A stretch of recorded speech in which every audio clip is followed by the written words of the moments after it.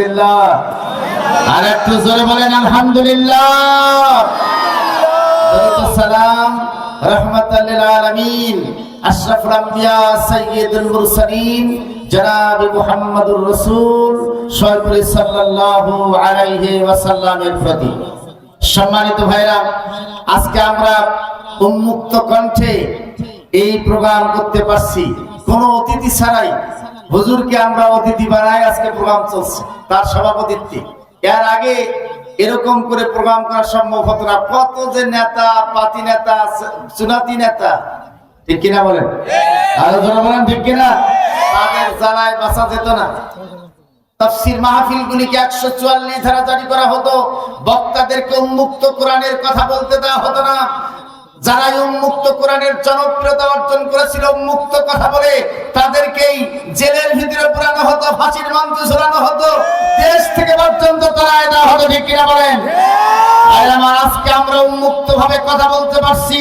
আমরা দেখেছিলাম কোরআনের পাখি আল্লামা সাঈদীকেও কোরআনের এই স্বপ্ন, কোরআনের রাষ্ট্র, কোরআনের ছায়াতলে মানুষকে ঐক্যবদ্ধ করার আহ্বান জানানোর কারণে 13টি বছর পর্যন্ত ধুকে ধুকে জেলখানার ভিতরে রেখে শহীদ করে দেওয়া হয়েছে, ঠিক কিনা বলেন? ভাইরা, 5ই আগস্টের এক বিপ্লবে স্বৈরতন্ত্রের পতন ঘটে নতুন বাংলাদেশ হয়েছে। আমাদের আশা, আমাদের আকাঙ্ক্ষা, আমাদের আন্দোলন, আমাদের সংগ্রাম এখানেই থেমে নাই। আমরা আরেকটি নতুন বাংলাদেশ দেখতে চাই, যে বাংলাদেশ কোরআন দিয়ে শাসিত হবে, যে বাংলাদেশে কোরআন প্রতিষ্ঠিত হবে, যে বাংলাদেশে আল্লাহর দ্বীন কায়েম হবে, যে বাংলাদেশ শাসন হবে কোরআনের মধ্য দিয়ে। সেই বিপ্লবের ডাক আগামী দিনে আরেকবার আসবে। 5ই আগস্টের বিপ্লবের মতো করে কোরআনের শাসন প্রতিষ্ঠার জন্য আবারও কোরআনের ছায়াতলে রাজপথের আন্দোলনে আমাদের ডাক আসলে যেতে হবে। কারা কারা রাজি আছেন? দুহাত তুলে আল্লাহকে দেখাবেন। আল্লাহু আকবার, লিল্লাহি তাকবীর। আল্লাহ তাআলা কবুল করুক, সবাই আমিন। আমার যুবক ভাইদের কণ্ঠের আওয়াজকে আজকে বাড়াতে হবে, রাজি আছে? কণ্ঠের আওয়াজ বাড়াতে হবে। আজকে বাংলাদেশে আল্লাহর দ্বীন কায়েম নাই, সেই দ্বীন কায়েমের লক্ষ্যে আমাদেরকে আবার এগিয়ে আসতে হবে, ঠিক কিনা বলেন?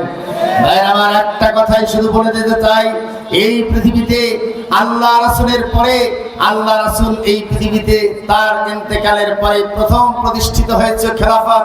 এই খেলাফত হযরত আবু বকর থেকে 30 বছর যাবত ছিল।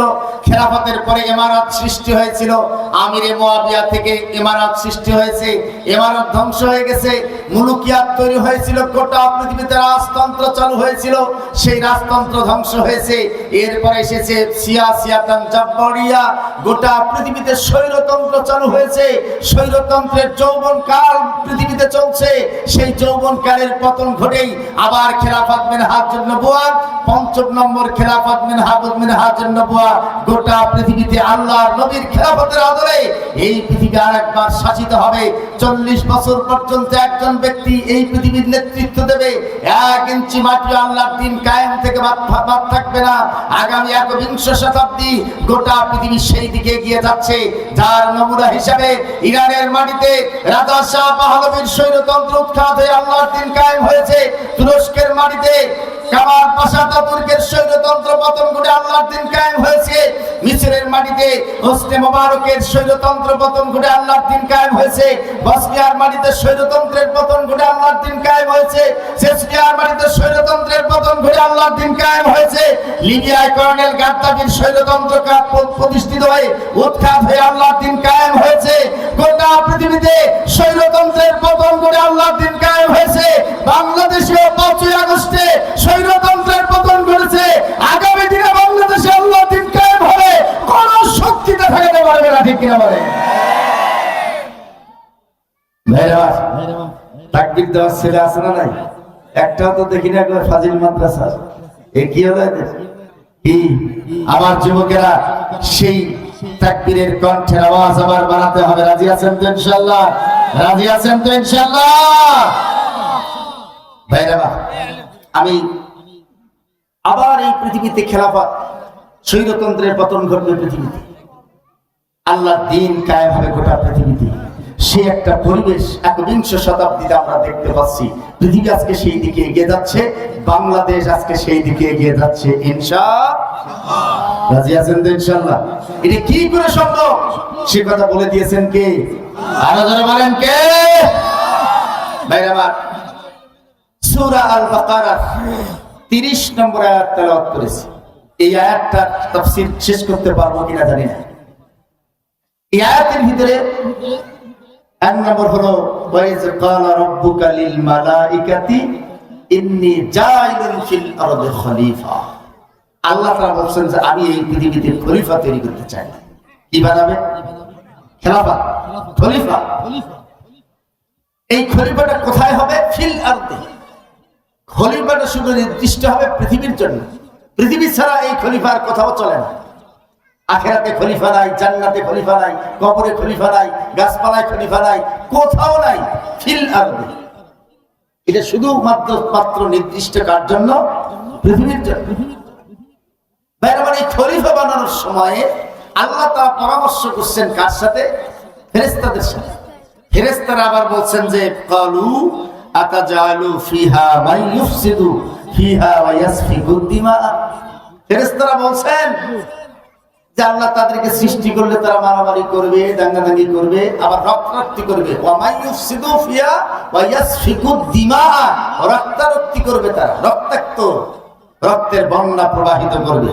ভাইজান, মানুষ তখন সৃষ্টি হলো না, এই ফেরেশতা কেমনে রক্তের কথা জানলো বলেন তো?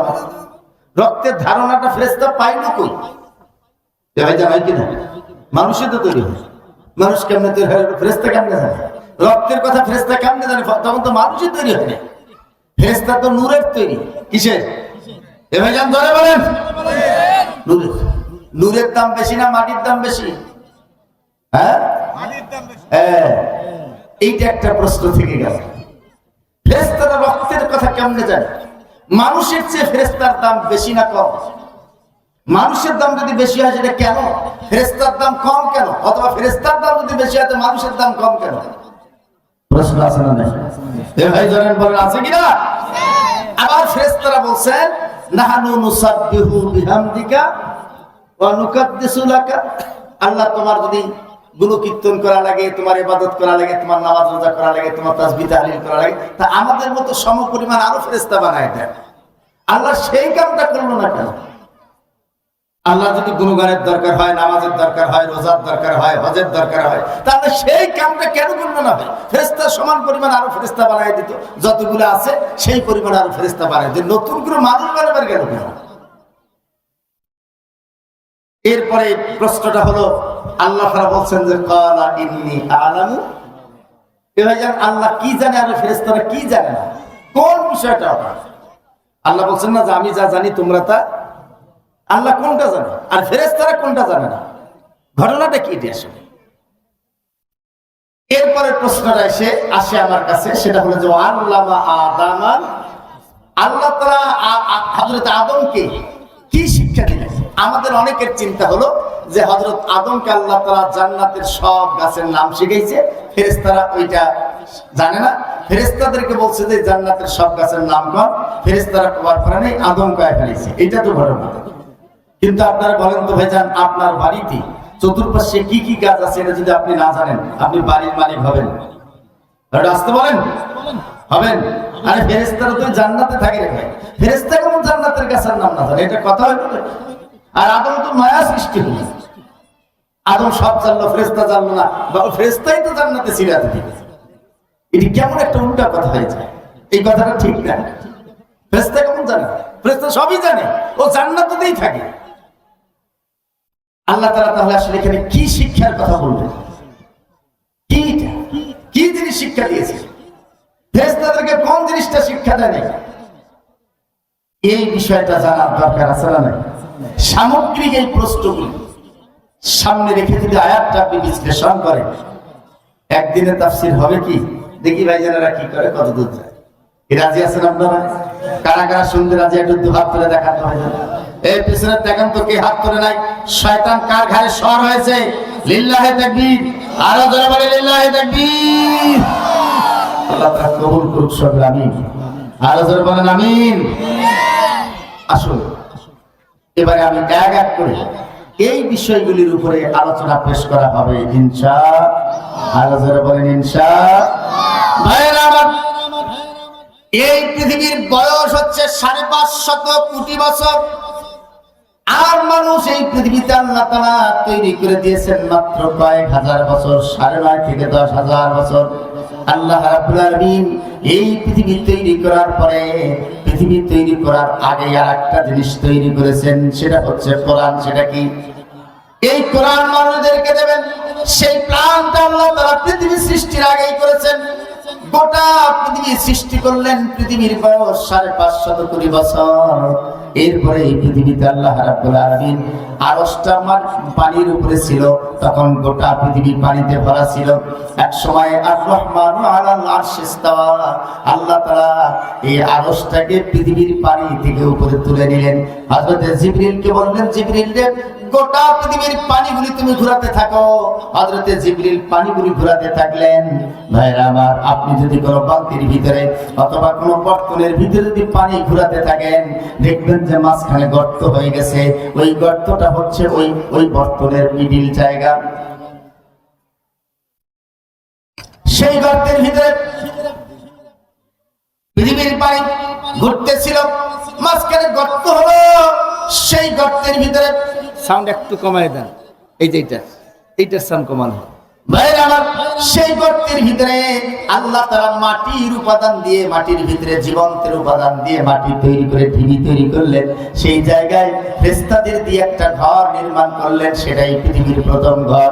আল্লাহ তাআলা কোরআনে জানায় দিলেন, ইন্না আউওয়ালা বাইতিন বুদিআ লিন-নাসি লাল্লাযী বিবাক্কাতা মুবারাকাও ওয়া হুদাল লিল-আলামিন।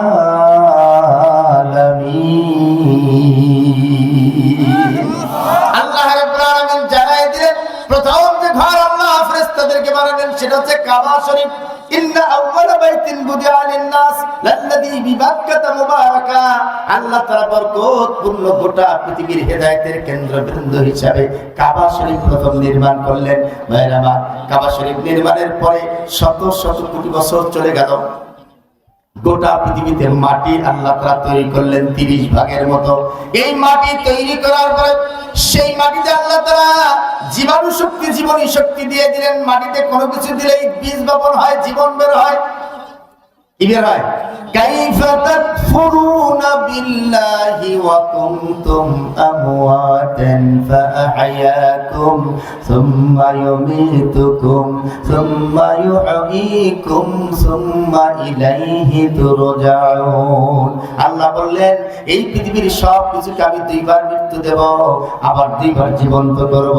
কাইফা তাকফুরুনা বিল্লাহি ওয়া কুনতুম আমওয়াত, আমরা সবাই এক সময় মৃত্যু ছিলাম। সুম্মা ইউহয়ীকুম, আল্লাহ সুম্মা আহইয়াকুম, অথবা আল্লাহ আমাদেরকে পুনরায় আবার জীবন দিয়েছেন। সুম্মা ইউমীতুকুম, আবার পৃথিবীর পরে আমাদেরকে মৃত্যু দেবেন। সুম্মা ইউহয়ীকুম, আবার কিয়ামতের আগে আমাদেরকে জীবন দিবেন। সুম্মা ইলাইহি তুরজাউন, কিয়ামতের ময়দানে আমাদেরকে নিয়ে যাবেন। প্রত্যেকটা মানুষ, প্রত্যেকটা প্রাণী দুইবার জন্ম নিবে আর দুইবার মৃত্যুবরণ করবে। ভাইরা আমার, এই পৃথিবীতে সেই জীবনী শক্তি আল্লাহ দিলেন, জীবন বের হয়। পানির মাধ্যমে জীবনী শক্তি আল্লাহ তাআলা তৈরি করে দিলেন। এরপরে গোটা পৃথিবীতে আল্লাহ তাআলা জান্নাত থেকে বিভিন্ন গাছপালা এবং তৃণলতা ছিটাই দিলেন, যেগুলি আল্লাহ তাআলা সিজদায় রত হয়ে যেত। ওয়ান-নাজমু ওয়াশ-শাজারু ইয়াসজুদান ওয়াস-সামাআ রাফা'আহা ওয়া ওয়াদা'আল মিজান। বলেন আল্লাহু আকবার। আল্লাহ রাব্বুল আলামিন জানায় দিলেন, ওয়ান-নাজমু ওয়াশ-শাজারু ইয়াসজুদান। নাজমুন শব্দের অর্থ হচ্ছে গুলমলতায় ঘাস, যেগুলির ভিতরে কাঠ থাকে না। গমের গাছ, ধানের গাছ, লাউয়ের গাছ, যেগুলির ভিতরে কাঠ থাকে না, এগুলিকে আরবিতে বলা হয় গুলমলতা, এগুলিকে বলা হয় নাজমুন। নাজমুন মানে গুলমলতা, কাঠহীন বৃক্ষ, লতা পাতা। আর একটা হচ্ছে সাজারুন, মানে হচ্ছে গাছ, আমের গাছ, কাঁঠালের গাছ, যার ভিতরে কাঠ আছে, এটাকে বলা হয় সাজারুন। ইয়াসজুদানে, এই গাছপালা আল্লাহকে সিজদা করে। বলেন সুবহানাল্লাহ। জান্নাতের সেই গাছপালা, গুলমলতা গোটা পৃথিবীতে আল্লাহ দিয়ে জঙ্গলে ভরে গেল। এই জঙ্গলগুলি বসবাসের উপযোগী করে আরেকটা প্রজাতি চতুর্দিকে আল্লাহ তাআলা সাজাই দিলেন পৃথিবীতে যে প্রজাতিটার নাম হলো জিন জাতি আগুন দিয়ে তৈরি করলেন ওয়া খালাকাল জান্না মিন মারিজিম মিন নার ফাবিআইয়ি আলাই রাব্বিকুমা তুকাযিবান। আল্লাহ রাব্বুল আলামিন জিন জাতি তৈরি করে দিলেন। জঙ্গলের ভিতরে জিন জাতি বাস করতে থাকলো ৬৪,০০০ বছর। কয় হাজার? আরো জোরে বলেন। ৬৪,০০০ বছর পর্যন্ত জিন জাতি আল্লাহর নাফরমানি করলো। এক সময় তাদেরকে তাড়ায় দিয়ে আল্লাহ তাআলা এবার মানুষ সৃষ্টির পরিকল্পনা করলেন এই পৃথিবীতে। আল্লাহ তাআলা জানায় দিলেন ওয়াইদ ক্বালা রাব্বুকা, পড়েন, ওয়াইদ ক্বালা রাব্বুকা লিল মালাইকাতি ইন্নী জাইলুন ফিল আরদি খলিফা। আল্লাহ তাআলা ফেরেশতাদেরকে বললেন, আমার ফেরেশতারা পৃথিবীতে আমি একটা উদ্দেশ্যে মানুষ তৈরি করতে চাই, সেই উদ্দেশ্য হলো খলিফা বানাতে চাই। ভাইরা আমার, আল্লাহ তাআলা মানুষ সৃষ্টির উদ্দেশ্য তৈরি করেছেন দুইটা। একটা হলো সৃষ্টির আগের উদ্দেশ্য হচ্ছে খেলাফত, খেলাফতের দায়িত্ব দেওয়া, খলিফা তৈরি করা। আর সৃষ্টির পরে ওই বান্দাদেরকে আরেকটা আল্লাহ তাআলা দায়িত্ব দিলেন, সেটা হচ্ছে ইবাদত। সেটার নাম কি? ইবাদত। ওয়া মা খালাকাতুল জিন্না ওয়াল ইনসা ইল্লা লিয়াবুদুন। মানুষ সৃষ্টির উদ্দেশ্য দুইটা, একটা খেলাফত আর একটা ইবাদত। আর সকল সৃষ্টির উদ্দেশ্য একটা, সেটা হলো ইবাদত। খেলাফত নাই, কারোর খেলাফত নাই। ভাইরা আমার, খেলাফত এবং ইবাদত, মানুষ সৃষ্টির উদ্দেশ্য দুইটা, একটা খেলাফত আর একটা কি? আরো জোরে বলেন। ইবাদত। খেলাফত মানে হলো শাসন কার্যে অংশগ্রহণ করতে হবে আপনাকে। খলিফা মানে শাসক। খলিফা মানে কি? আরো জোরে বলেন। কোরআনে 5টা শব্দ শাসক হিসেবে ব্যবহার করার জন্য 5টা শব্দ আল্লাহ ব্যবহার করেছে। একটা হচ্ছে খেলাফত, খলিফা। 2 নম্বর হচ্ছে ইমাম, নেতা, শাসক। 3 নম্বর হলো আমির। 4 নম্বর হলো সুলতান। 5 নম্বর হলো আলা। 5 নম্বর কি? আলা। ফিরাউনের ক্ষেত্রে আলা শব্দ ব্যবহার করেছে। কয়টা?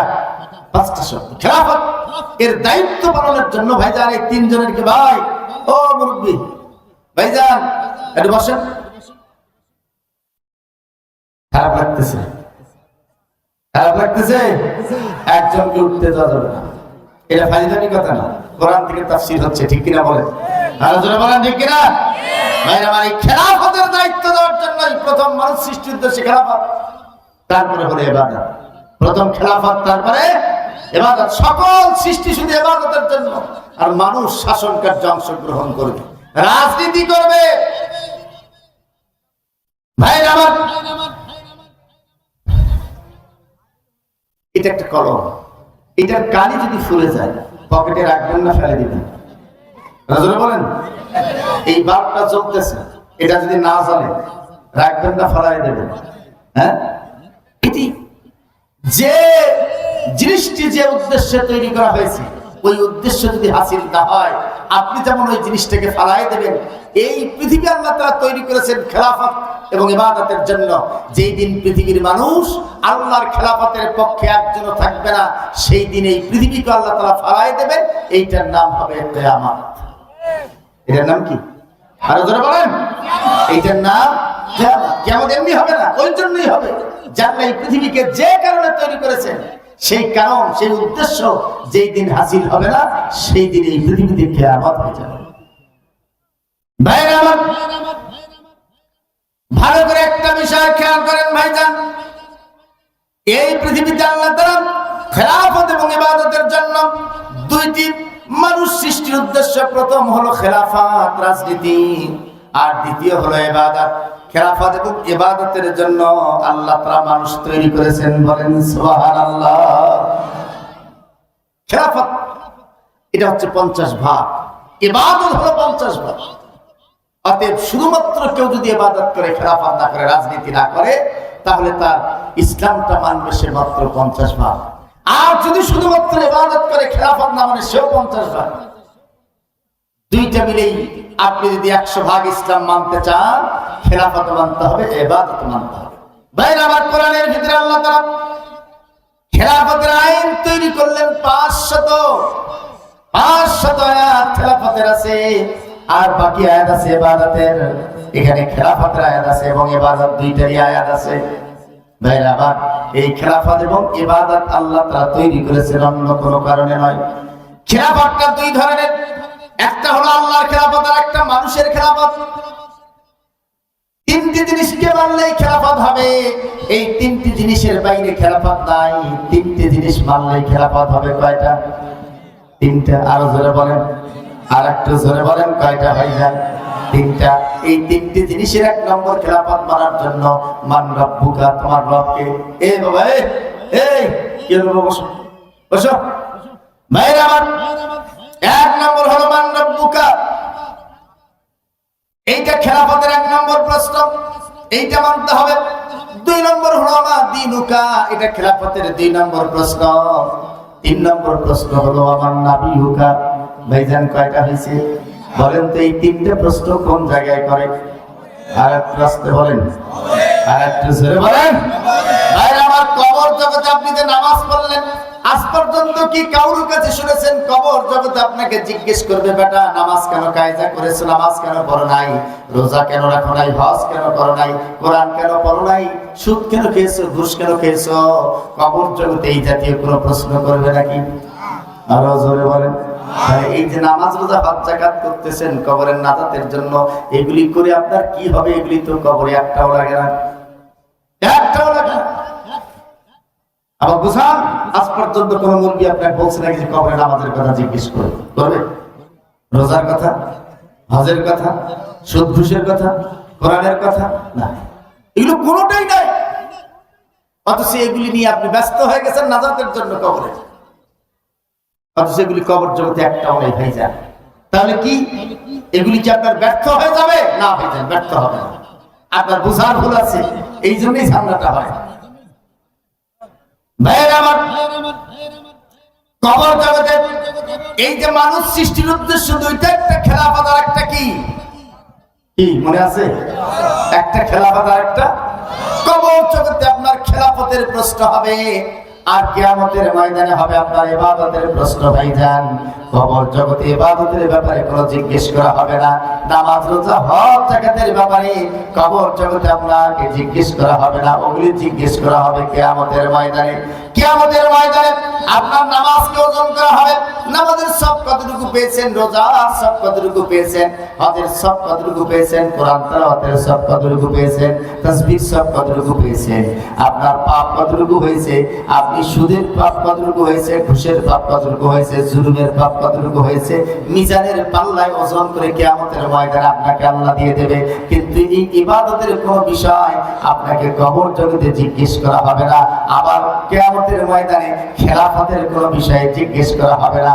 কবর জগতে খেলাফতের ব্যাপারে জিজ্ঞেস করা হবে, আর কিয়ামতের ময়দানে হবে ইবাদতের ব্যাপারে জিজ্ঞাসা করা হবে। এই দুইটি উদ্দেশ্যে আপনাকে তৈরি করেছেন আল্লাহ। দুইটি জায়গায় দুইটি বিষয় আপনাকে জিজ্ঞাসাবাদ করবে। ভাইরা আমার, কবর জগতে প্রথম আপনাকে বলা হবে মান রব্বুকা, তোমার আইনদাতা কে ছিল? এটা রাজনৈতিক প্রশ্ন। তোমার আইনদাতা, তোমার কোন দল ছিল নাকি নেতা ছিল? আজকে এখানে আওয়ামী লীগের ভাইরা আছেন, জাতীয় পার্টির ভাইরা আছেন, বিএনপির ভাইরা আছেন, জামাত ইসলামের ভাইরা আছেন, তাবলীগের ভাইরা আছেন। ভাইজান বলেন তো, এমন কোন বাপের বেটা আপনি আছেন যে আপনি কবর জগতে আপনার কাছে ফেরেশতারা আসতে পারবে না, এই প্রশ্নের জবাব দিতে হবে না? আপনার কাছে কোন নেতা এত বড়, আপনি আপনার কাছে কেউ আসতে পারবে না, এইরকম কোন বাপের বেটা বাংলাদেশে আছে নাকি?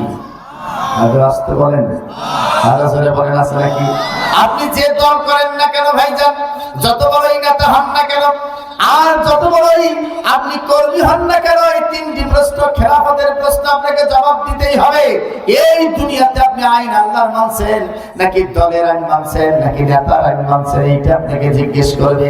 আওয়ামী লীগের ভাইরা, আপনি যে কবর জগতে যাবেন, মরবেন, আমিও মরবো, জামাতের লোকেরাও মরবে, বিশ্বাসের লোকরাও মরবে, বিএনপির ভাইরাও মরবেন, জাতীয় পার্টির ভাইরাও মরবেন। আপনারা বলেন কবর জগতে আপনাকে এই তিনটি প্রশ্নের প্রথম প্রশ্নের জবাবটা আপনি দিতে পারবেন কিনা, এইটা আপনি আজকে দুনিয়াতে চিন্তা করে যান। আর তা না হলে কবর জগতে আপনাকে রেহাই দেবে না, কবর আপনাকে খাতির করবে না। কবরের ফেরেশতারা আপনি কত বড় নেতা, কোন দলের, এটা চিনবে না। ভাইরা আমার দলীয় লোকেরা, আমার ভাইরা, আমার বিভিন্ন দলের লোকজন আছেন ভাইজান, আপনি এই কথা চিন্তা করেন না জামাতির ভোটটা নিয়ে আসছেন, এইটা আপনি চিন্তা থেকে মাথা থেকে আউট করে দেন। বরং আপনি একটা নিরপেক্ষ চিন্তা করেন যে আপনাকেও কবরে যেতে হবে। ওই 3.5 হাত মাটির ভিতরে অন্ধকার কবরের ভিতরে আপনাকে যেতে হবে, থাকতে হবে।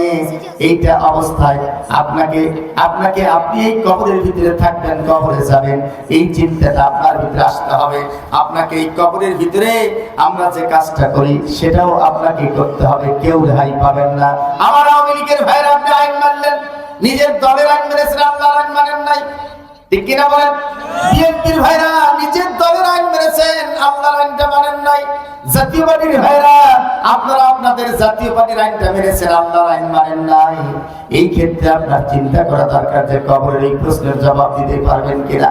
আল্লাহর আইন না মানলে, আল্লাহকে আইনদাতা না মানলে, কোন বেটাও আল্লাহকে আইনদাতা হিসেবে স্বীকার করতে পারবে না। তারা তো আইনদাতা স্বীকার করে তাদের নেতাদেরকে, তাদের দলকে।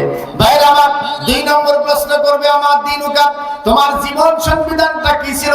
আমাদের জীবন সংবিধান কি? আরো জোরে বলেন কি? এই কোরআন। আজকে আওয়ামী লীগের সঙ্গে জামাতের গন্ডগোল, আজকে আওয়ামী লীগের সঙ্গে আলেমদের গন্ডগোল, বিএনপির সাথে গন্ডগোল, জাতীয় পার্টির সাথে গন্ডগোল ভাইজান, অন্য কোন বিষয় নিয়ে নয়, বা জমি জায়গা নিয়ে নয়, অর্থ সম্পদ নিয়ে নয়, আত্মীয়তার সম্পর্ক নিয়ে নয়। আপনার সঙ্গে অন্য কোন গন্ডগোল আছে, এটাও আসলে নয়, শুধু আদর্শিক কারণে। আপনারা সবাই বলছেন 72 সংবিধান মানবে তারা।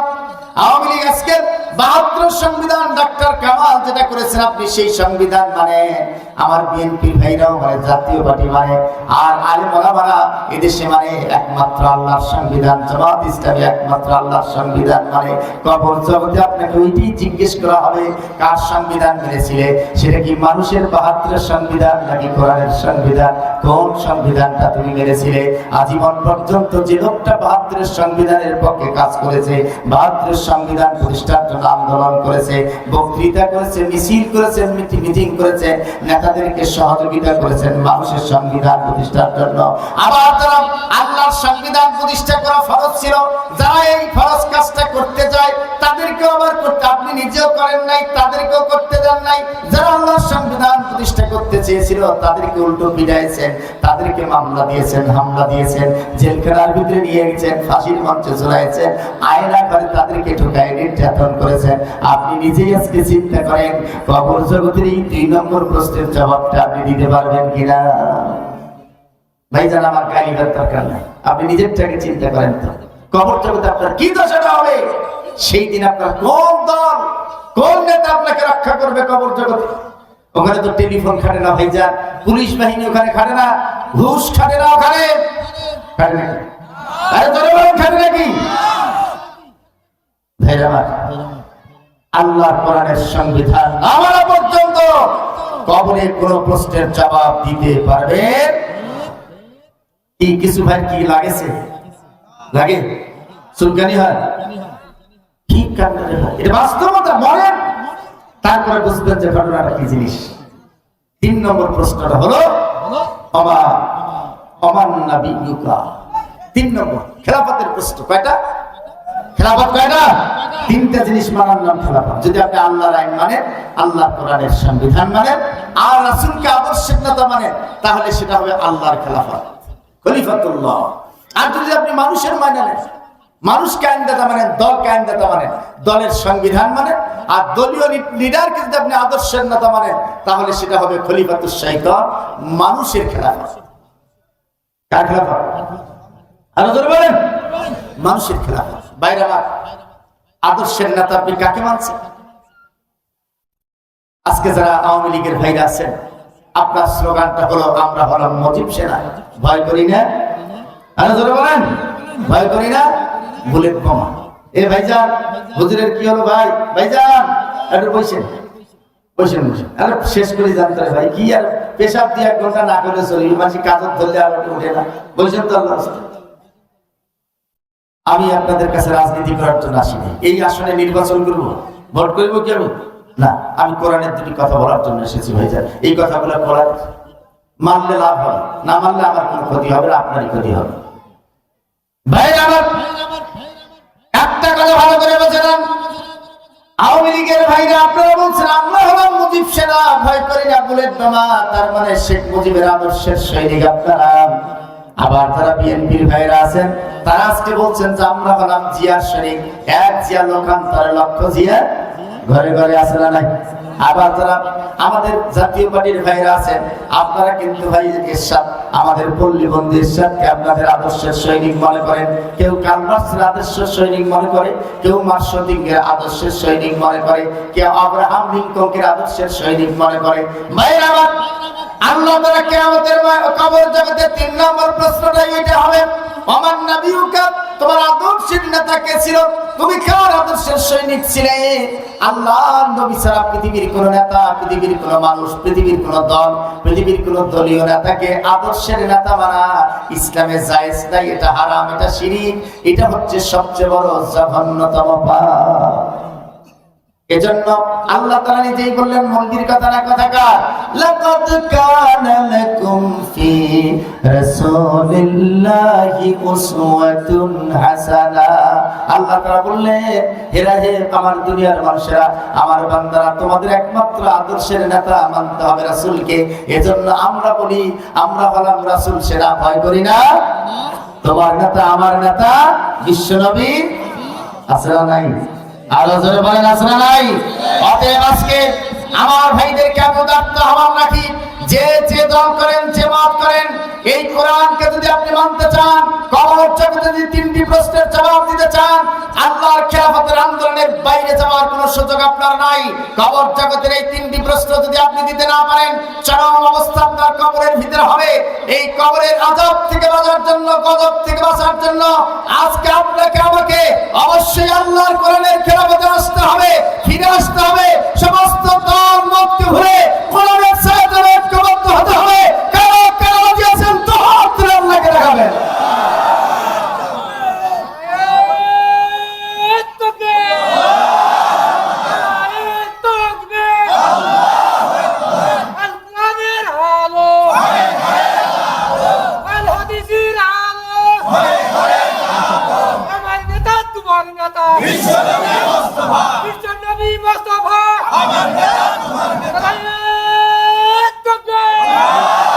আল্লাহ তাআলা কবুল করুক, সবাই বলে আমিন। আমার এই পেছনের কয়েকজন যুবক ভাই দাঁড়ায় আছেন, একটু বসতে হবে, কণ্ঠের আওয়াজকে আবার বাড়াতে হবে। আজ থেকে 810 বছর আগে বাংলার মাটিতে সেই সময় রাজা লক্ষণ সেন শাসন করেছিল। এই মুসলমানদের বিরুদ্ধে ষড়যন্ত্র করেছিল, মুসলমানদেরকে ভালো চাকরি নিতে দেয় নাই, গরু জব করতে দেয় নাই, ইবাদত করতে দেয় নাই। মুসলমানদের বিরুদ্ধে এক নিদারুণ ধর্মনিরপেক্ষতার ষড়যন্ত্র করেছিল। সেই ষড়যন্ত্রের মোকাবেলায় ইখতিয়ারউদ্দিন মোহাম্মদ বিন বখতিয়ার খলজি মাত্র 17 জন যুবক নিয়ে রাজা লক্ষণ সেনের রাজ দরবারে এসে এত উঁচু স্বরে আল্লাহু আকবারের তাকবীরের আওয়াজ দিয়েছিল। 17 জন যুবকের আল্লাহু আকবারের তাকবীরের আওয়াজে আকাশ বাতাস প্রকম্পিত হয়েছিল। রাজা রাম লক্ষণ সেনের রাজ দরবার প্রকম্পিত হয়েছিল। এই তাকবীরের আওয়াজে 17 জনের কণ্ঠের আওয়াজে রাজা রাম লক্ষণ সেন ভয়ে খাবার ছেড়ে বাড়ির পেছন দরজা দিয়ে পালিয়ে গেছে। ঠিক কিনা বলেন? ভারতীয় উপমহাদেশের ইতিহাস 810 বছর পরে আবার স্মরণ করে দেয়। 5ই আগস্টে বাংলাদেশের দামাল ছেলেরা আবার সেই দিন গণভবনে স্বৈরতন্ত্রের বিরুদ্ধে, আল্লাহর দ্বীনের বিরুদ্ধে যারা ষড়যন্ত্র করেছিল তাদের মোকাবেলার জন্য রাজপথের আন্দোলনে গণভবনের সামনে তাকবীরের আওয়াজ দিয়েছিল। যে তাকবীরের আওয়াজ আকাশ বাতাসকে ভারী করেছিল। এই তাকবীরের আওয়াজের কারণেই আমরা দেখেছি লক্ষণ সেনের উত্তরসূরি শেখ হাসিনাও দুপুরের খাওয়া ছেড়েই বাড়ির পেছন দরজা দিয়ে চোরের মতো দিল্লিতে পালিয়ে গেছে। ঠিক কিনা বলেন? আগামী দিনে আবার আমাদের যুবকদেরকে সেই কণ্ঠের আওয়াজে বাতিলের মোকাবেলায় চাই আল্লাহর দ্বীন কায়েমের জন্য, বাংলাদেশে কালেমার পতাকা পথ উড়ানোর জন্য আমার সেই কণ্ঠের আওয়াজকে বের করতে হবে। 17 জন যুবকের যে কণ্ঠের আওয়াজ ছিল, সেই কণ্ঠের আওয়াজ আমাদের যুবকদেরকে আরেকবার বের করতে হবে। কারা কারা রাজি আছে দুহাত তুলে আল্লাহকে দেখাবে। আল্লাহ তাআলা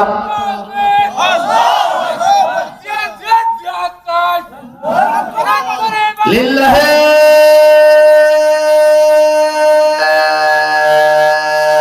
তাকবীর। আল্লাহ তাআলা কবুল করুক, সকলে আমিন। ভাইরা আমার, তাহলে কবর জগতের প্রশ্ন কয়টা? আল্লাহ জোরে বলেন। এই 3টি প্রশ্ন হলো খেলাফতের। কিসের? খেলাফত। আর ইবাদতের প্রশ্ন হলো কিয়ামতের ময়দানে। খেলাফত কবরে, ইবাদত হলো কিয়ামতের ময়দানে। তাহলে মানুষ সৃষ্টির উদ্দেশ্য কয়টা ভাইজান? আল্লাহ জোরে বলেন। একটা হলো খেলাফত, আর একটা কি? ইবাদত। ইবাদতের মধ্য দিয়ে যদি খেলাফত কায়েম করে, তাহলে তিনি হবেন একেবারেই রাসূলের উত্তরসূরির মতো। এই বাংলাদেশে তা পরীক্ষিত হয়েছে। আপনারা জানেন, এই বাংলাদেশের 53 বছর বয়সে দুর্নীতি করে নাই এইরকম কোন আমার মনে হয় মন্ত্রী নাই। শুধুমাত্র বিগত সময়ে যারা আল্লাহর ইবাদত করেছিল, যারা খেলাফতকে ব্যবহার করেছে ইবাদতের জন্য, সেই লোকগুলাই 1 টাকারও দুর্নীতি করে। কেন? কি জন্য হয়েছে? কিটা ভালো করে শুনে নেন, বিষয়টা জানা দরকার। এই জন্য আজকে উপস্থাপন করছি। ভাইরা আমার, আল্লাহ রাসূল জানায় দিলেন, যদি কবর জগতে আমার যে দলের ভাই এখানে থাকেন না কেন, কানটা খুলে শুনেন ভাইজান, আপনি যে দল করেন না কেন, যদি কিয়ামতের কবর জগতে 3টি প্রশ্নের জবাব আপনি দিতে পারেন, মান রব্বুকা, আমার আইনদাতা হচ্ছে আল্লাহ, আমার দিনুকা, কোরআন হচ্ছে আমার জীবন সংবিধান, আমার নবিয়ুকা, আর নবী হচ্ছে একমাত্র আমার আদর্শের নেতা। এই 3টি প্রশ্নের জবাব যিনি দেবেন, আল্লাহ রাসূল বলেছেন যে কিয়ামতের ময়দানে ফাফরিশুহু বিল জান্নাহ, আল্লাহ তাআলা বলবেন ফেরেশতারা তার কবরের বিছানাটাকে তোমরা জান্নাতের বিছানা বিছায় দাও। বলেন সুবহানাল্লাহ। ওয়া আলবিসুহু বিল জান্নাহ, ওই লোকটার পোশাক খুলে নিয়ে জান্নাতের পোশাক তাকে পরায় দাও। আর এক হাদিসের ভিতরে আসছে ওয়া আবরিদুহু বিল জান্নাহ, জান্নাতের চাদর দিয়ে ওই লোকটাকে আমার বান্দাকে ঢেকে দাও। ওয়াফতাহু লাহু বাবাম মিনাল জান্নাহ, আর জান্নাতের দরজা, জান্নাতের পরিবেশ তার কবরের ভিতরে তোমরা করে দাও। হাজার হাজার ফেরেশতা তার জন্য সেখানে অপেক্ষা করবে। আর যদি আপনি এই 3টি প্রশ্নের জবাব দিতে না পারেন, এই দুনিয়াতে যদি আইনদাতা হিসাবে আপনার নেতাকে মানেন, দলকে মানেন, সংবিধান হিসাবে আপনার দলীয় সংবিধান মানেন, আল্লাহর কোরআনকে যদি না মানেন, আদর্শের নেতা হিসাবে রাসূলের পরিবর্তে আপনার দলীয় নেতাকে যদি আদর্শের নেতা মানেন, সেই দিন কিয়ামতের ময়দানে আপনাকে কবর জগতে যখন জিজ্ঞেস করা হবে, আপনি তখন শুধু বলবেন হা ওয়া হা লা আদরি, হায় হায় এগুলি তো আমি জানতাম না, এগুলি তো আমি বুঝতাম না, আমি তো আমার রাজনীতি করেছি, খেলাফতের রাজনীতি করেছি দুনিয়ার জন্য, আমার রাজনীতি আখিরাত মুখী ছিল না। আল্লাহ তাআলা বলবেন পাইন সাদাকা, সে সত্য কথা বলেছে, আসলে দুনিয়ায় সে মানুষের রাজনীতি করেছে, আল্লাহ রাজনীতি করে নাই। এবার এটাকে বলা হবে ওয়াফিরুহু বিন্নার, জাহান্নাম থেকে আগুন নিয়ে এসে তার কবরের ভিতরে বিছানা বানায় দাও। ওয়ালবিসুহু বিন্নার, জাহান্নামের আগুনের পোশাকটাকে পরায় দাও। ওয়াবরিদুহু বিন্নার, জাহান্নামের আগুনের চাদর দিয়ে তাকে ঢেকে দাও। ওয়াফতাহু লাহু বাবাম মিনান নার, তার কবরের পরিবেশের ভিতরে আগুনের পরিবেশ তোমরা তৈরি করে দাও। ভাইরা আমার, এই দুনিয়ার আগুনের চেয়ে কবরের আগুনটা হবে আরো অনেক অনেক অনেক গুণ বেশি পাওয়ারফুল। এত পাওয়ারফুল আগুন আপনি কবরের ভিতরে সইতে পারবেন না। আজকে দুনিয়ার মানুষের পেছনে রাজনীতি করতে গিয়ে, দুনিয়ার মানুষের রাজনীতি যদি করেন, তারপর আপনার দিনটা চলে যাবে। আবার যদি আল্লাহর দ্বীনের রাজনীতি করেন, সেটাতেও আপনার দিনটা চলে যাবে। এই দুইটির ভিতরে পার্থক্য একটাই হবে। আমার সাথে যে দোয়াটা আছে পড়তে থাকেন, রব্বানা, বলেন রব্বানা আতিনা ফিদ দুনিয়া হাসানাতাও ওয়া ফিল আখিরাতি হাসানা ওয়া কিনা আযাবান নার। আল্লাহ রাব্বুল আলামিন জানায় দিলেন এই দুনিয়াতে যারা খেলাফতের আল্লাহর খেলাফতের রাজনীতি করবেন, আল্লাহর খেলাফত দিয়ে যারা কাজ করবেন, তাদের তিনটি উদ্দেশ্য। একটা হলো রব্বানা আতিনা ফিদ দুনিয়া হাসানা, তারা তাদের নিজের এবং দলের লোক দেশের জন্য, দেশবাসীর জন্য তারা দুনিয়ার কল্যাণ চায়। ওয়া ফিল আখিরাতি হাসানা, যেমন দুনিয়ার কল্যাণ চায় তেমনি তাদের দলের লোকজনের, দেশের লোকজনের জন্য আখিরাতের কল্যাণ চায়। ওয়া কিনা আযাবান্নার, আর জাহান্নামের আগুন থেকেও ওই জনগোষ্ঠীকে তারা বাঁচাতে চায়। এই তিনটি উদ্দেশ্যে রাজনীতি যারা করে তারা একমাত্র খেলাফতের রাজনীতি করতে পারবে। আর তারা এই তিনটি বাদ দিয়ে শুধুমাত্র একটা রব্বানা আতিনা ফিদ দুনিয়া, শুধু দুনিয়ার পেট ভরাতে হবে, দুনিয়াতে কামাই করতে হবে, দুনিয়াতে পাওয়ার দেখাতে হবে, দুনিয়াতে রাতে হতে হবে, দুনিয়াতে চাকরা বানাতে হবে, এই চিন্তা নিয়ে যারা রাজনীতি করে তারা কখনোই খেলাফতের রাজনীতি করতে পারবে না। তারা একমাত্র মানুষের রাজনীতি তাদেরকে করতে হবে। যদি আল্লাহর খেলাফতের রাজনীতি করেন আল্লাহর কাছে জান্নাত দিতে হবে, আর মানুষের খেলাফতের রাজনীতি করলে মানুষের কাছে আপনার জান্নাত দিতে হবে। অথচ জান্নাতের মালিক মানুষ নয়, জান্নাতের মালিক কে? ভাইরা আমার, আওয়ামী লীগ করেন, বিএনপি করেন, জাতীয় পার্টি করেন, ভাইজান আমার কোনো আপত্তি নাই। জামাতি করেন আমার আপত্তি নাই, তাবলীগ করেন আমার আপত্তি নাই ভাইজান। কিন্তু এই চিন্তাটা, এই আয়াত আপনাকে বুঝতে হবে। আমাদের কিছু লোক আছেন, কিছু লোকের চিন্তাটা হলো ভাইজান আমাদের নোটও লাগে না, ভোটও লাগে না। আছে না ভাই? আরো জোরে বলেন, এই কথাটা কার? এটা কার কথা? এই নোটও লাগে না, ভোটও লাগে না, এটা হচ্ছে ভারতের ইলিয়াসের কথা। এটা কোরআনেরও কথা না, হাদিসেরও কথা না, আল্লাহর কথা না, রাসূলেরও কথা। এই কথা ইলিয়াসের।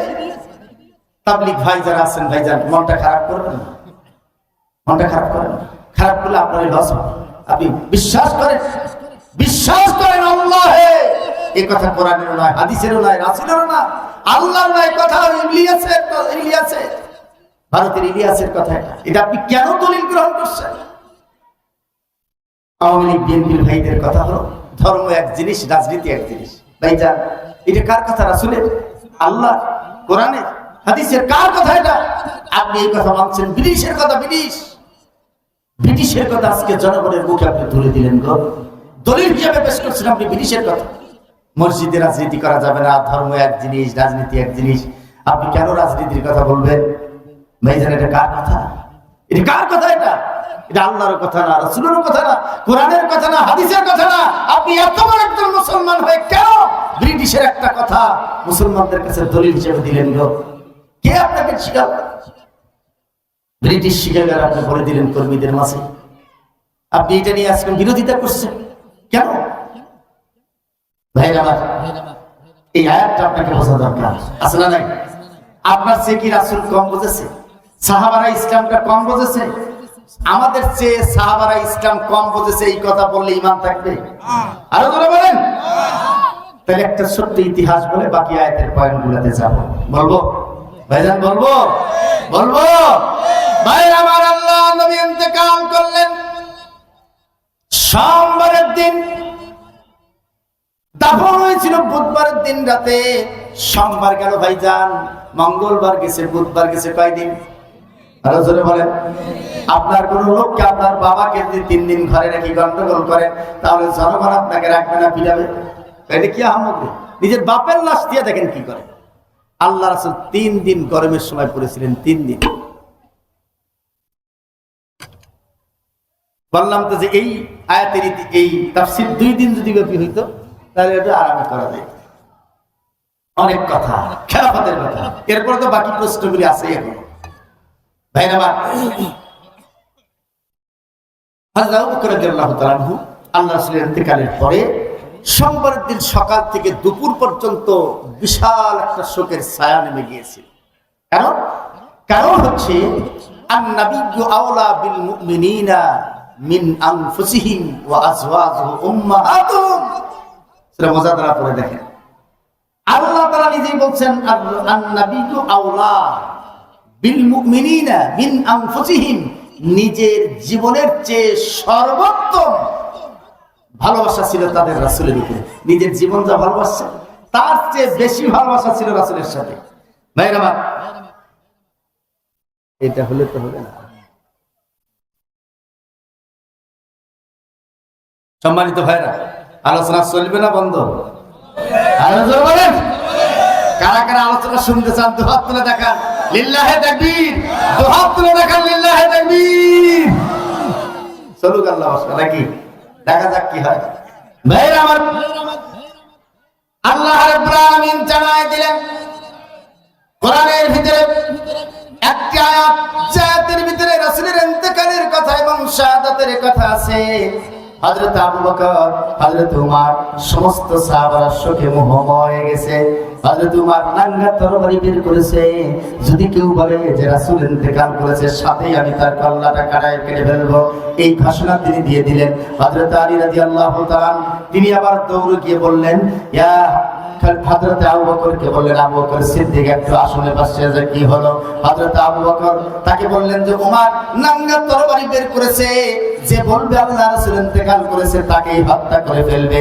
আল্লাহর নবীর সাহাবী হযরত আবু বকর দৌড়ে এসে দেখলেন হযরত উমর উদ্ভ্রান্তের মতো হয়ে গেছে, পাগলের মতো হয়ে গেছে।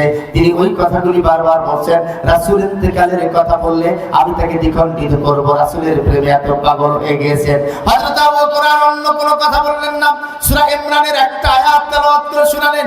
সে আয়াতটা হলো, ওয়া মা মুহাম্মাদুন ইল্লা রাসূলান قد خلت من قبله الرسل أفإن مات أو قتل انقلبتم على أعقابكم فلن يضر الله شيئا الله أكبر হযরত উমর এর সামনে আয়াতটা তেলাওয়াত করলেন, আমা মুহাম্মাদুন ইল্লা রাসূলান, মুহাম্মদ সাল্লাল্লাহু আলাইহি সাল্লাম রাসূল ছাড়া তো অন্য কিছু নয়। তিনি নিহত হতে পারেন, শহীদ হয়ে যেতে পারেন, মৃত্যুবরণ করতে পারেন।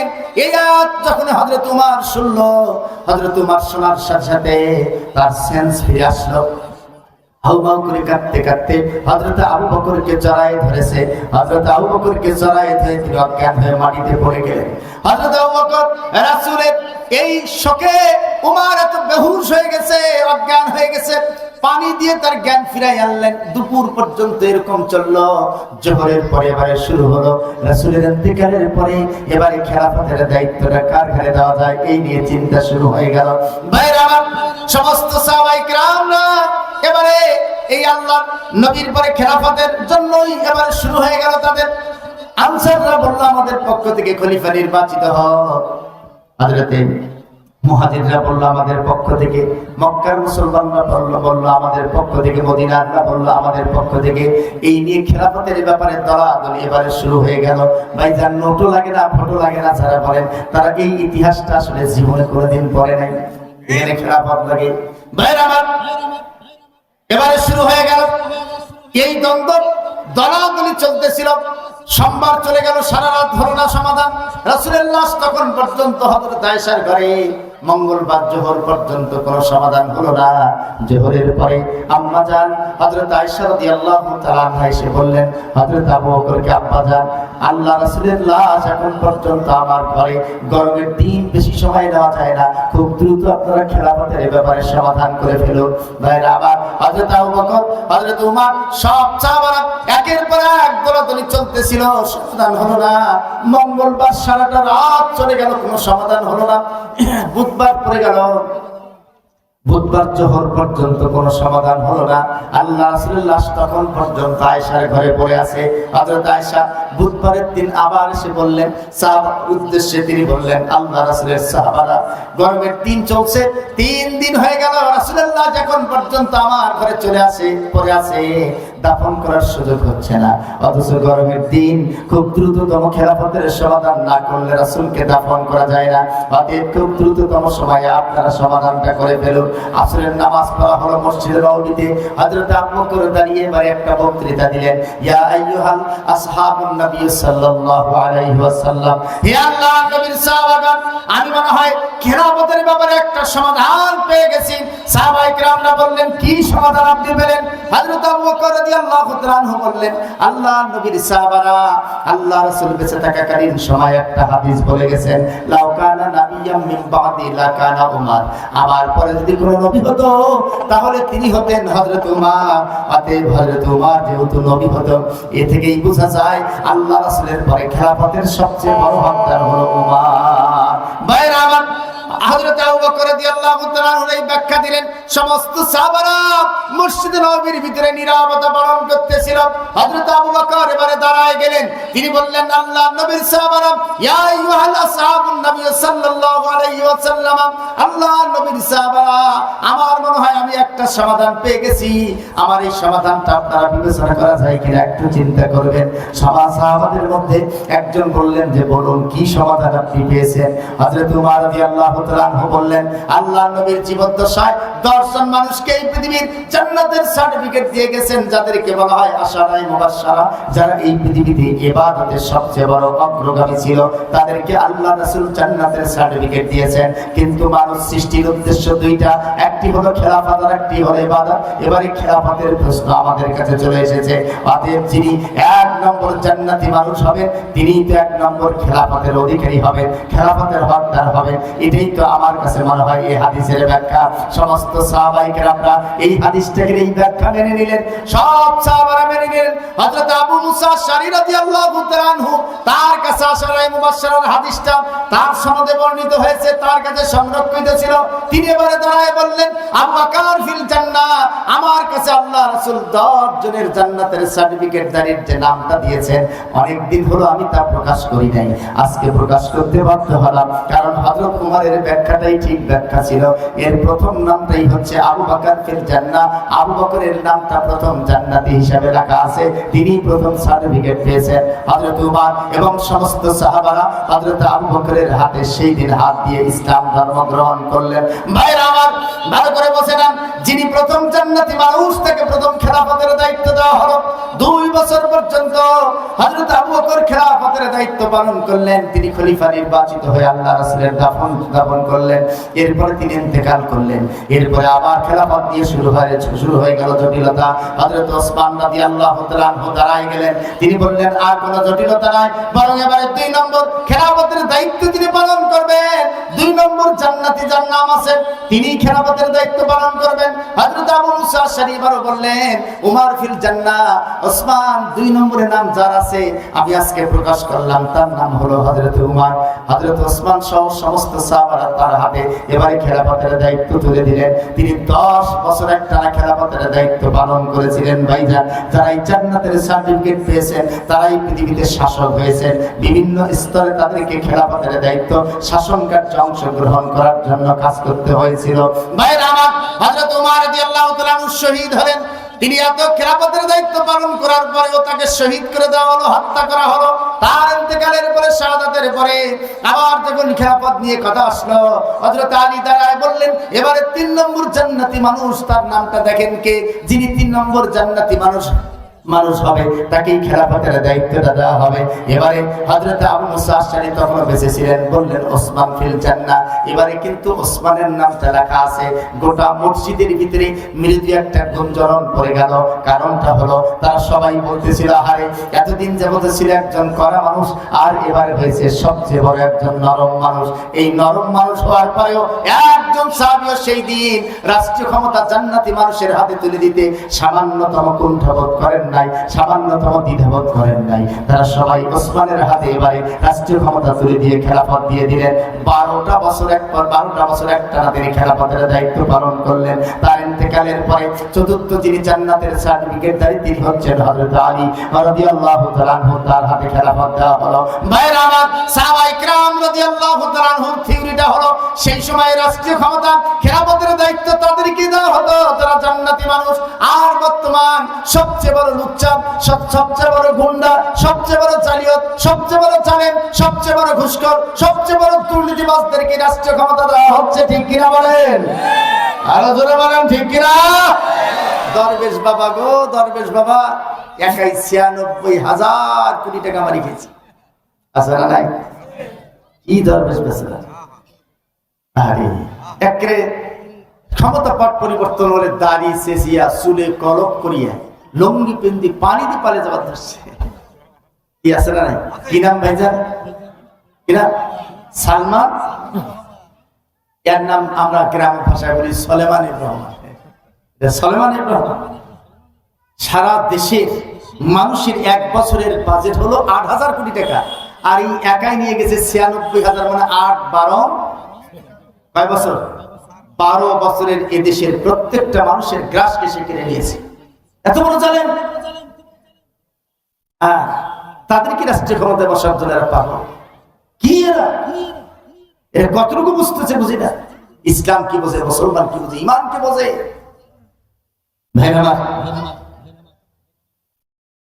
এটাই হলো চিন্তা। আমাদের জান্নাতের সার্টিফিকেট ধারী বর্তমান যদি কোনো মানুষ থাকতো, এই বেচারা জুব্বা, পাঞ্জাবি, টুপি, জুম্মার ঘর, তসবি ছাড়া অন্য কিছুই বুঝতে না, যদি বলতো যে হুজুর একটু এই যে আপনি যেহেতু সবচেয়ে বড় জান্নাতি মানুষ, আপনি একটু মেম্বারি করা লাগবে, চেয়ারম্যানি করা লাগবে, ইউনিয়ন এমপিগিরি করা লাগবে। ও বলতো যে আমি একটা জান্নাতি, মানে আমি কেমন মেম্বারি করি, এটা কথায় ভোট ভোটারি আমাকে দিয়ে মানায়।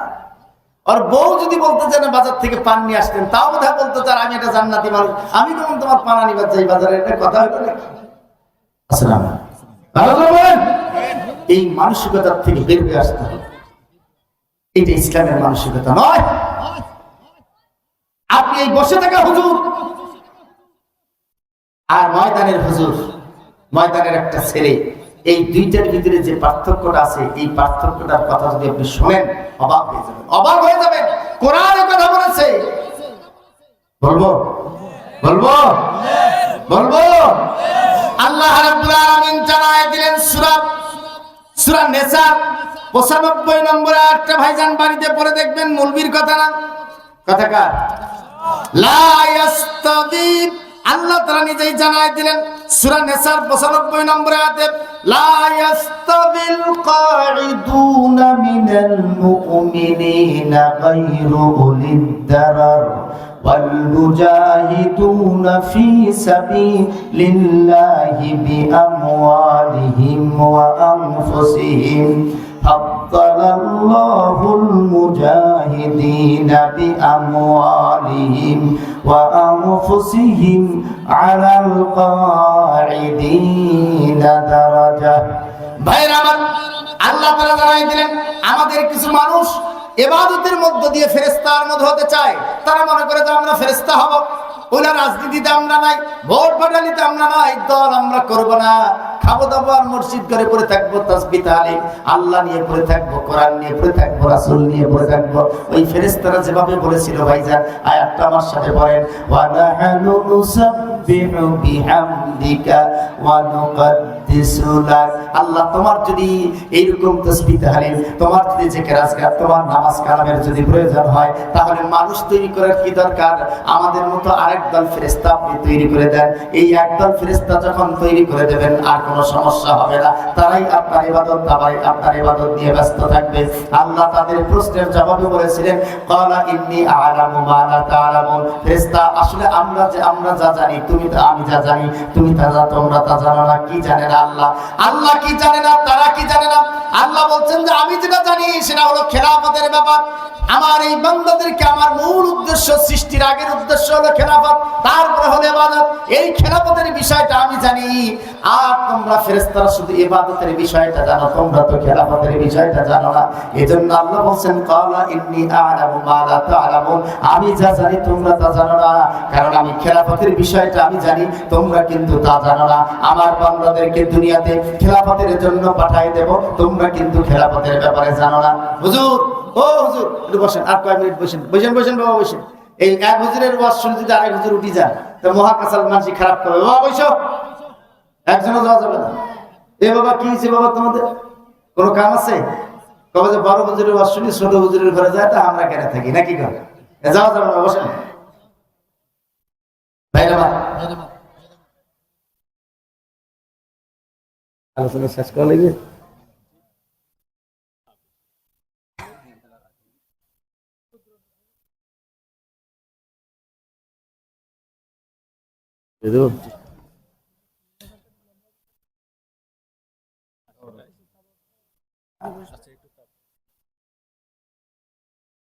সম্মানিত ভাইরা, আলোচনা আর বাড়া যায় না। আমাদের কর্তৃপক্ষের চিন্তা হচ্ছে যে আলোচনা শেষ করা দরকার। আপনারা কি মনে করেন?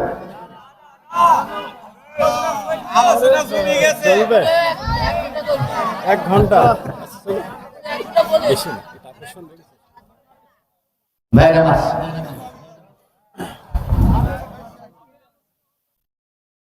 মটকা না মারলে পানি পড়বে তো, মটকা মারতে হবে না। ও মটকা ভাইরা মাস তাহলে সংক্ষিপ্ত আকারে শেষ করে দেই। হ্যাঁ, দুইটি কথা বলে যাই।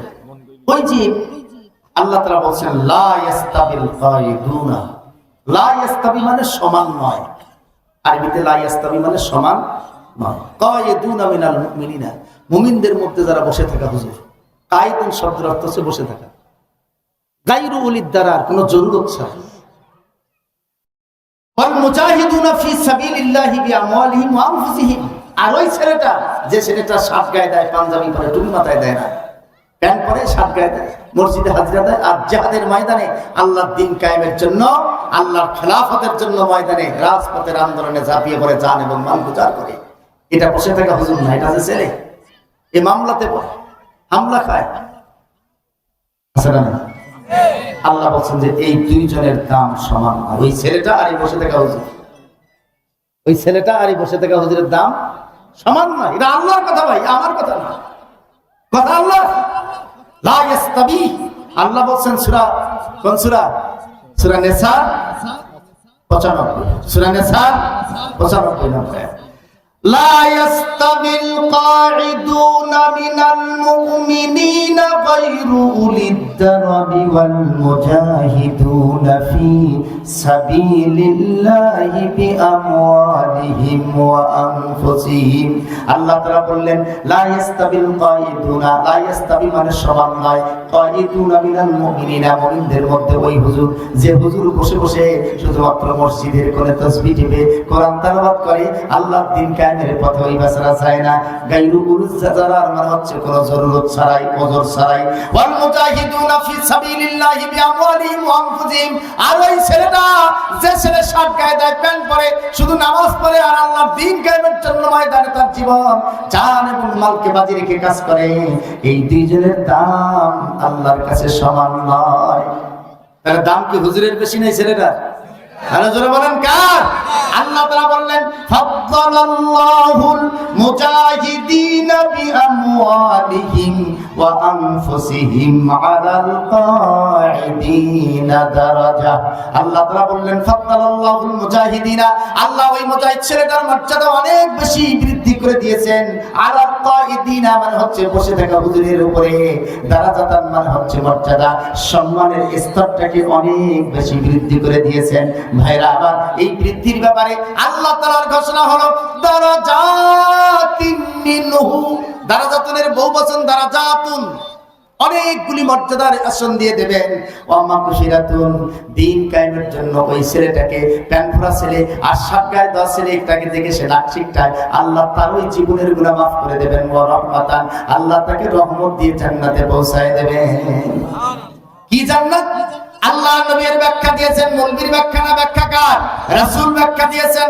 আল্লাহ নবী জানাই দিয়েছেন দুনিয়ার মানুষরা, আল্লাহ নবী যে ব্যাখ্যাটা দিলেন ভাইজান, এই ব্যাখ্যা আরেকটা আশ্চর্যজনক ব্যাখ্যা দিয়েছেন। ওয়া আন আবি হুরায়রা রাদিয়াল্লাহু তাআলা আনহু قال قال رسول الله صلى الله عليه وسلم ان في الجنه 100 درجه اعدها الله للمجاهدين في سبيل الله ما بين الدرجتين كما بين السماء والارض فاذا سالتم الله فاسالوه الفردوس فانه اوسط الجنه واعلى الجنه اراه فوقه عرش الرحمن ومنه تفجر انهار الجنه رواه البخاري او كما قال عليه الصلاه والسلام। আল্লাহর নবী জানায় দিলেন ইন্না ফিল জান্নাতি 100 দারাজা, আল্লাহ তাআলা এই ছেলেটার মর্যাদা ওই হুজুরের চেয়ে 100 গুণ বাড়ায় দেবেন। এই ভাইজান কয়শো? কয়শো? আরো জোরে বলেন 100। মর্যাদাটা কি? একটা মর্যাদার স্তর হলো মা বাইনাস সামাওয়াতি ওয়াল, একজন সাধারণ মানুষের চেয়ে মেম্বারের মর্যাদা বেশি, মেম্বারের চেয়ে চেয়ারম্যানের, চেয়ারম্যান চেয়ে উপজেলা চেয়ারম্যান, উপজেলা চেয়ারম্যান চেয়ে এমপি, এমপির চেয়ে মন্ত্রী, মন্ত্রীর চেয়ে প্রধানমন্ত্রী, তারপর প্রেসিডেন্ট, উপর নাই। কয়টা স্তর মাত্র হয়েছে? আর জান্নাতের স্তর কত? 100। ওই মুলবি সেদিন এরকম করে তাকায় দেখো, ধরো বা কোন ছেলে বসে আছে গো, যে ছেলের ব্যাপারে তার ধারণা ছিল যে মানুষ আসছে ছেলের ব্যাপারে জিজ্ঞেস করছে, বসে থেকে হুজুর জিজ্ঞেস করতেছে, হুজুর ছেলেটা ভালো, তুই মামলা খেয়েছে, মামলা কয়েকটা মামলা আছে, জেল খেয়েছে, কি কারণে? দিন কায়েমের কারণে, মুজাহিদ হওয়ার কারণে। কি চিন্তা করো তুমি? তুমি তো বসে দেখা হুজুর, তোমার চেয়ে ওই ছেলের দাম আল্লাহর কাছে 100 গুণ মর্যাদা বেশি। এই ঘোষণা আমার নয়, ঘোষণা আল্লাহর। অতএব খেলাফতের আন্দোলনের মর্যাদা সবচেয়ে বেশি, ঠিক কিনা বলেন? আরো জোরে বলেন ঠিক কিনা? খেলাফতের আন্দোলনের মর্যাদা, এই খেলাফত কায়েমের জন্য যে ছেলেটা কাজ করবে তার মর্যাদা আল্লাহর কাছে অনেক বেশি। আজকে একটা কথা আপনাদেরকে শুধু বলে দিতে চাই, যদি আপনাদের বরকতের জন্য দোয়ার প্রয়োজন হয়, ওই হুজুর না, ওই ছেলেটাকে ডাকবেন, যে ছেলেটা এই ময়দানে আন্দোলন করতে গিয়ে আহত হয়েছে, আপঙ্গ হয়েছে, আন্দোলন করতে গিয়ে বারবার জেল খেটেছে, নির্যাতিত হয়েছে, নিষ্পেষিত হয়েছে, চাকরি হারাইছে, সেই ছেলেটাকে ডেকে নিয়ে বরকতের জন্য তাকে তার কাছে দোয়া নেন। বসে থেকে হুজুরের কাছে দোয়া নেন না গো, ওই ছেলেটার কাছে নেন। বরকত আপনি কার কাছে নেবেন? যার মর্যাদা কম না বেশি? এ ভাইজান কোনটা? যার মর্যাদা, ওই ছেলেটার মর্যাদা বেশি এই হুজুরের চেয়ে। ঘরের ভিত্তি যদি দেওয়া লাগে, ওই ছেলেটাকে ডেকে নিয়ে দেওয়া বরকত হবে। কার কাছে জানান? ফুলফুল আব্দুল শুধুমাত্র একখান সাদা পাঞ্জাবি আর হাজিয়ানা গামছা রুমাল আর একখান হাতে তসবি আর মাথাতে একটা টুপি আর লম্বা দাড়ি, এই দেখে আপনি ভুলে গেলেন? মর্যাদার পার্থক্য হয় একমাত্র খেলাফতের উপরে, ইবাদতের উপরে নয়। এইটা আপনাকে চিন্তা করতে হবে। এই চিন্তাটা আমার নাই, চিন্তা কার? কোরআনে চিন্তা করেছে। আর আপনি আমি চিন্তা করতেছি উল্টোটা, পুরা উল্টো। ভাইরা আমার, গোটা পৃথিবীতে আরেকবার, গোটা পৃথিবীতে আরেকবার এই পৃথিবীতে আল্লাহ খেলাফত কায়েম করে দেবেন। পৃথিবীর 1 ইঞ্চি মাটিও খেলাফত বাকি থাকলে এই পৃথিবীতে কিয়ামত অনুষ্ঠিত হবে না।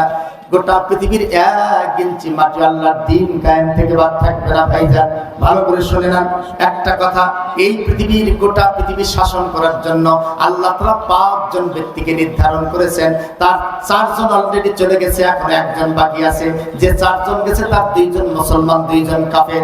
মুসলমান 2 জনের একজন হলো বাদশা বখতে নাসর, বাদশা মুসলমান 2 জনের একজন হলো বাদশা সুলাইমান, আর একজন হলো ইয়াসআলুনাকা আন জিলকারনাইন, জুলকারনাইনের 2 জন। কাফের 2 জনের ভিতরে একজন হলো নমরুদ, আর একজন হলো বাদশা বখতে নাসর। এখনো একজন বাকি আছেন যিনি গোটা পৃথিবীকে আরেকবার শাসন করবেন, তিনি হবেন মুসলমান, তিনি হচ্ছেন হযরত ঈসা আলাইহিস সালাতু ওয়াস সালাম। বলেন সুবহানাল্লাহ। ভাইরা আমার, একবিংশ শতাব্দী যেই দিকে আগাচ্ছে, পরাশক্তির সমস্ত স্বৈরতন্ত্র গোটা পৃথিবীতে এক সময় পরাজিত হবে। গোটা পৃথিবীতে পরাজিত হয়ে 2টি জিনিস হবে।